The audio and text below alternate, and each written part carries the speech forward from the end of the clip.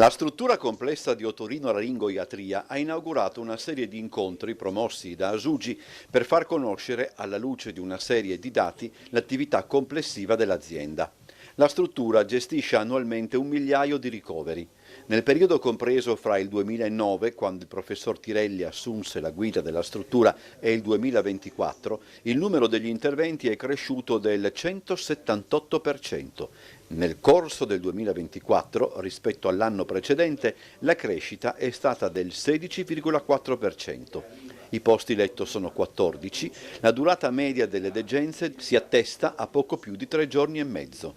Ad oggi le persone in lista d'attesa chirurgica sono 1.004, 5 le sedute operatorie settimanali.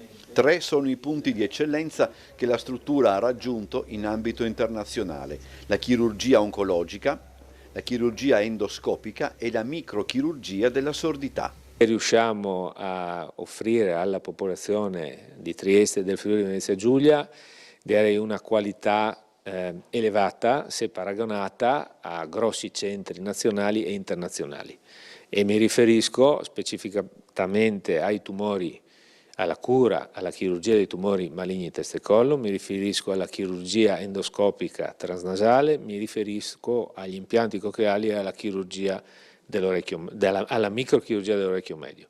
Rispetto all'intero paese, in Friuli Venezia Giulia si registra il maggior numero di casi di tumori nell'area testa-collo.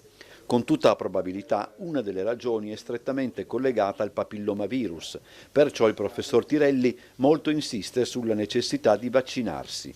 Ma è anche vero che i dati rivelano come si stia assistendo ad una notevole progressione per quanto riguarda i risultati ottenuti dalla chirurgia, sia quando la malattia si rivela in uno stadio iniziale, sia se la malattia è affrontata in stadi avanzati.